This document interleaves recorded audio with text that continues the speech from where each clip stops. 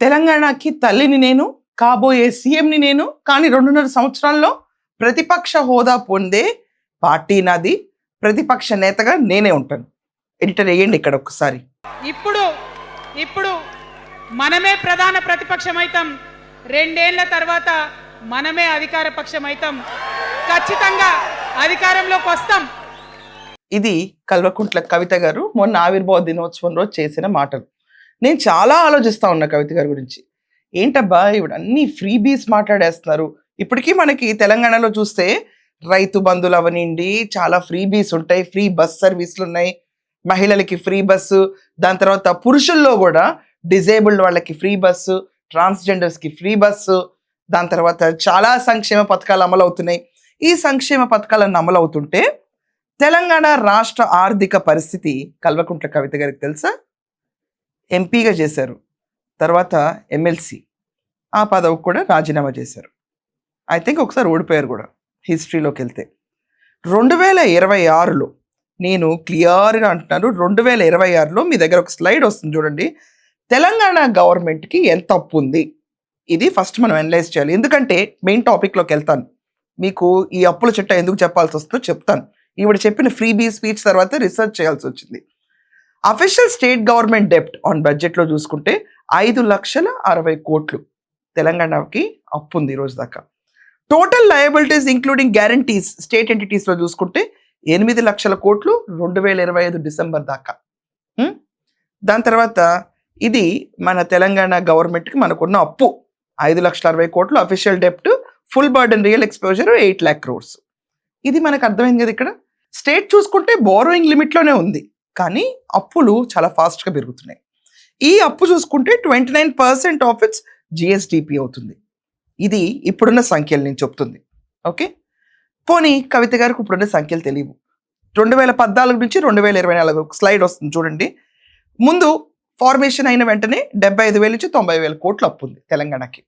తర్వాత 2022-23 అంటే బాపు గద్ద దిగక ముందు, మేడం జైల్లో ఉన్నప్పుడు పార్టీ మళ్ళీ మేము వస్తాం బీఆర్ఎస్ కానీ ప్రతిపాదించిన తరుణంలో 5,07,000 కోట్లు అప్పు ఉంది. దాని తర్వాత గవర్నమెంట్ డైరెక్ట్ డెప్ట్ బ్రేకప్లో దీంట్లో 3,09,000 కోట్లు, దాని తర్వాత 9,000 కోట్లు, దాని తర్వాత ఆఫ్ బడ్జెట్ కార్పొరేషన్ లయబిలిటీస్ ఇవన్నీ చూసుకుంటే 1,98,000 కోట్లు. ఇది అర్థమైంది కదండి అందరికీ. ఇది ఫుల్ ఎక్స్పోజర్. ఈ ఫుల్ ఎక్స్పోజర్లో మొత్తం రౌండప్ చేస్తే మనకి 6,70,000 కోట్లు బ్రాడర్ పర్స్పెక్టివ్లో వస్తుంది. ఇది 4 నుంచి 6 లక్షల కోట్లు ఒక దశాబ్ద పీరియడ్లో అప్పులు చేశారు భారతీయ రాష్ట్ర సమితి టిఆర్ఎస్. ఆ పార్టీ పేరుని తీసుకుని ఈవిడ ముందుకు వచ్చేసింది, టిఆర్ఎస్ పార్టీ నాది. ఎడిటర్ ఇక్కడ ఒక బయట ఏంటి, తెలంగాణలో చదువుకునే గవర్నమెంట్ స్కూల్లో పిల్లల వరకు నేను ఫ్రీగా ఎడ్యుకేషన్ చెప్తాను, ఎంతవరకు కావాలంటే అంతవరకు చదువుకోండి, నాది భరోసా అని చెప్పి ముడి బిగించిన అమ్మ ప్రామిస్ చేస్తుంటే సెన్సిబుల్గా ఉండేది. కానీ ఇక్కడ ఆవిడ ఒక క్లియర్ లైన్ అంది, ప్రైవేట్ స్కూల్స్ అంది. ఎడిటర్ ఆ బయట ఏంటి ఇక్కడ, నేను మాట ఇస్తా ఉన్నా, మీ పిల్లలు ప్రైవేట్ పాఠశాలలో చదువుతున్నా, ఎంతవరకు చదువుకున్నా కంప్లీట్గా మీ మీద ఒక్క రూపాయి కూడా భారం పడకుండా చదివించే బాధ్యత మేము తీసుకుంటాం. సో కవిత ప్లే చేసిన గేమ్ ఏంటి ఇక్కడ, ఇది ప్రీమియంగా అమ్మిన ఫ్రీమియం. What is freemium? ఈ కాన్సెప్ట్ మీకు అర్థమవుతుందా? చాట్ జీపీటీ ఉంది. చాట్ జీపీటీ మనందరం డబ్బులు కట్టాం. ఇప్పుడు సపోజ్ మనం గోల్డ్ షాప్కి వెళ్తామండి, సింపుల్ ఎగ్జాంపుల్లో చెప్తున్నాను. గోల్డ్ షాప్కి వెళ్ళినప్పుడు వెళ్ళిన ప్రతి ఒక్కరికి ఏసీ కంఫర్ట్ ఉంటుంది. వెళ్ళిన తర్వాత మీరు నగలు చూస్తున్నారు, కూర్చుని చాలా సీరియస్గా నగలు చూస్తున్నారు అనుకోండి, మీకు కాఫీ కూల్ డ్రింక్స్ వస్తాయి. ఇంకొంచెం లెథార్జిక్గా ప్రైస్ డిస్కషన్లోకి వెళ్ళారనుకోండి, శాండ్విచ్ కూడా వస్తుంది ఆకలిస్తే. మీరేం కొనకుండా తిరిగి కూడా వచ్చేయచ్చు. మీరు మొత్తం ఎస్టిమేట్స్ తీసుకోవచ్చు, నగలు చూడొచ్చు, you can enjoy every facility there. కానీ ఆ షాప్ ఇలాంటి వాళ్ళ మీద రన్ అవుతుందా? కాదు. ఆ రోజుకు వచ్చే 10 మంది కస్టమర్లు ఎవరైతే కొనటానికి వస్తారో వాళ్ళు సరిపోతారు. ఈ మిగతా 100 మంది 90 మంది ఎవరైతే ఉన్నారో ఏం కొనకుండా వెళ్ళినా వీళ్ళ మీద బేస్ చేసుకుని 10 మంది మీద ఏసీలు, కూల్ డ్రింకులు, రన్నింగ్ ఎక్స్పెన్సెస్ మొత్తం అవైల్ అవుతుంది. అదే చాట్ జీపీటీలో కూడా జరుగుతుంది. ప్రీమియం అందరం కొనం, కానీ చాట్ జీపీటీని వెళ్ళి అడగాల్సిన ప్రశ్నలు, కావాల్సిన ఇన్ఫర్మేషన్ అంతా తీసేసుకుంటాం. కానీ చాట్ జీపీటీ ఎలా వర్క్ అవుతుంది, దానికి ఎక్స్పెన్సెస్ ఉంటాయి కదా. అక్కడ లాగిన్ అయి ప్రీమియం సబ్స్క్రైబ్ చేసుకునే 10 మంది చాలు ఈ టోటల్ ఎక్స్పెన్సెస్ కవర్ చేయడానికి. That is called freemium. Kavitha మనకి ఫ్రీమియం అమ్మింది వచ్చి. ఏమని అమ్మింది? ప్రైవేట్ స్కూల్స్లో కూడా ఎంత కావాలంటే అంత, ఎంత చదువుకుంటానంటే అంత. అంటే రేపు నేను అర్జెంటుగా ఆస్ట్రోఫిజిక్స్ చదవాలంటే కవితమ్మ ముఖ్యమంత్రి అయితే మనందరి కోసం డబ్బులు కడుతుంది.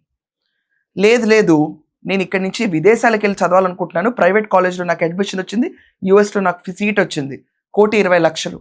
You take it up some campuses like Harvard, Stanford, Carnegie, ఇవన్నీ తీసుకుందాం, పర్డ్యూ, ఇవన్నీ తీసుకుంటే 1,00,00,000 దిస్ రిఫైన్డ్ ఫిగర్స్ ఉంటాయి.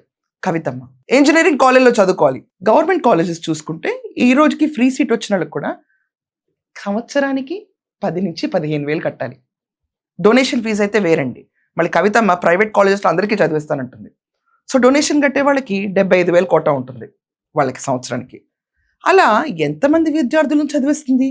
కేవలం ఇంజనీరింగ్ విభాగమే చూసుకుంటే మనం సింపుల్గా ఈజీగా క్లాసిఫై అవుతుంది కాబట్టి 4 years ప్రొఫెషనల్ కోర్స్ చేసే ఇంజనీరింగ్ విభాగమే చూసుకుంటే కనుక 2 లక్షల దాకా స్టూడెంట్స్ అపియర్ అవుతారు. అంటే 2 లక్షలు ఇంటూ 10,000 వేసుకున్నా కవితమ్మ ఎక్కడి నుంచి తెస్తావు? ఈ క్లాసిఫికేషన్ కాకుండా మెడిసిన్, ఇది కాకుండా గ్రాడ్యుయేషన్ కోర్సెస్, 3 year కోర్సెస్, బీకామ్లు అవనండి, బీఎస్సీలు అవనండి, బీబీఏలు అవనండి, బీబీఎంలు అవనండి, ఎక్కడ దాకా చదువుతానంటే అక్కడ దాకా, నీకు పరిమితి లేదు ఇంకా.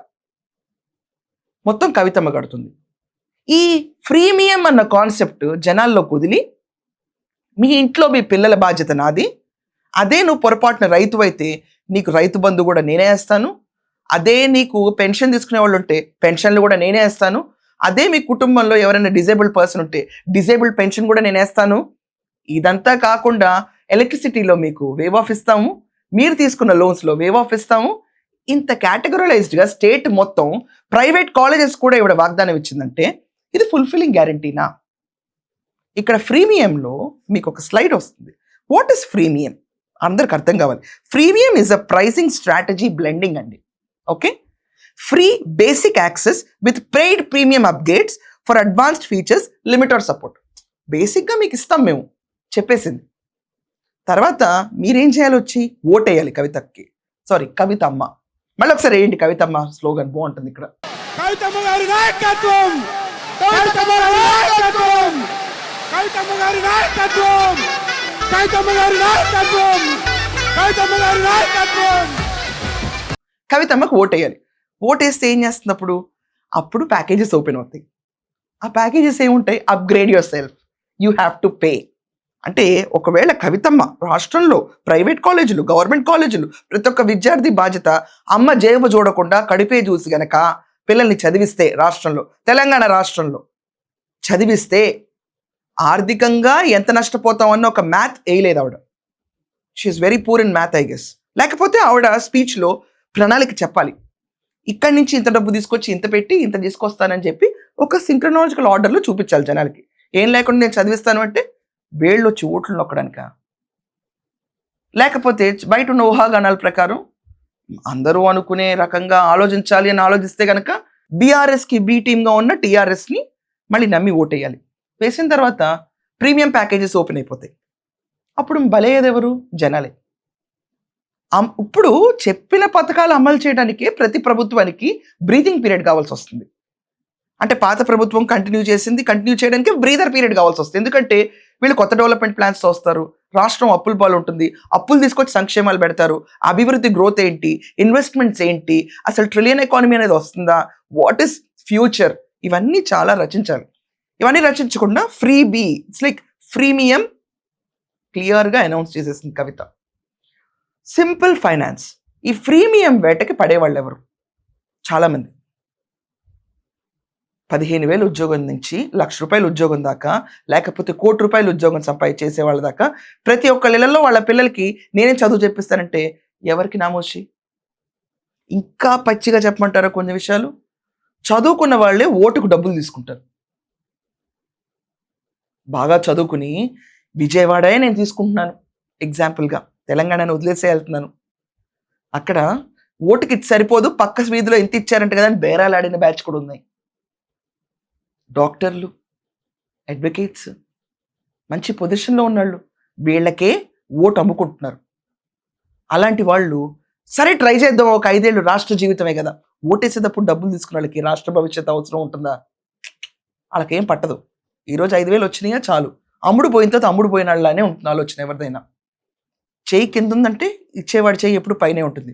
ఆ ఇచ్చే కవితక్కే అయిందనుకోండి పొరపాటున, ఇన్ని ప్రీమియమ్స్ అమ్మేసింది, అరే బాగుంది కదా, ఓటుకు ఎలాగో డబ్బులు ఇస్తారు ప్రతి పార్టీ, కామన్, డబ్బులు పంచడం కామన్ అందర్ పార్టీస్.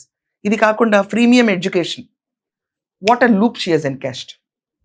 చాలా మంది ఏమనుకుంటారు, నా జీతం 25,000, కానీ కార్పొరేట్ స్కూళ్ళలో బ్యాండ్ బజావ్ లెవెల్లో పెడుతున్నారు. చాలా ఇంటర్నేషనల్ స్కూల్స్ ఉన్నాయండి మనకి ఈరోజు. వాళ్ళు కాలిఫోర్నియా సిలబస్ తీసుకొచ్చి, కేంబ్రిడ్జ్ సిలబస్ తీసుకొచ్చేసి పెడతారు. 5 లక్షలు 6 లక్షల ఫీజు. వాళ్ళందరికీ కూడా కవితమ్మ కళలు నెరవేర్చగలుగుతుందా? సో ఆలోచించండి. కవిత స్టాండ్ అలోన్ ఎంటిటీ కింద పార్టీ పెట్టి టీఆర్ఎస్ నడిపినా ఆవిడ చేసిన వాగ్దానాలు ఫీజబుల్ కాదు. రాష్ట్రంలో ఎంత అప్పులు తెచ్చినా ఇలాంటి ప్రామిసెస్ ఎవరు చేయలేరు. గవర్నమెంట్ స్కూల్స్లో చేయొచ్చు తప్ప ప్రైవేట్ అన్న వర్డ్ తీసుకొచ్చి వాడిని చూడండి ఆవిడ. This is an utter blunder. చదువుతా వింటానే ఉన్నాను నేను, ఎలా ఎలా ఎలా అని. Then I understood proper marketing strategy. ఎంతైనా తెలంగాణ బాపు కేసీఆర్ కూతురే కదా, నాక్ ఎక్కడ పోతుంది? ఆయన వాక్చాతుర్యంతో ప్రజలు నాకట్టుకుంటారు, యాష భాష అన్నిటితోనూ. ఈవిడ ముడి తిప్పి నేనే జయలలిత అన్న లెవెల్లో, ఐఎమ్ జయలలిత 2, బాపుకి 2, కేటీఆర్ ఇస్ నథింగ్, నేనే మొత్తం తెలంగాణలో, రేవంత్ హూ ఆర్ యూ అన్న స్టేజ్కి ఈవిడ వెళ్ళిపోయి అరంగేట్రం చేసింది. సో మీరందరూ కవిత ఇచ్చిన ప్రీమియంకి ఎంతమంది పడతారు, ఎంతమంది పడరు? ఈ విశ్లేషణ పైన మీ అభిప్రాయం ఏంటి? అసలు ఈ ఫ్రీబీస్ యాక్సెసిబులా, ఫీజబులా? అసలు ఇవన్నీ జరుగుతాయా? ఈ కళల ప్రపంచంలో ఎంతమందిని ఎంతకాలం ఉర్రేకిచ్చి ఆవిడ్ని రెచ్చగొట్టే విధంగా కవిత ఓట్లకు కన్వర్ట్ చేసుకోగలుగుతుంది? మీ ఒపీనియన్స్ కమెంట్స్లో రాయండి. That's all for now. Thank you.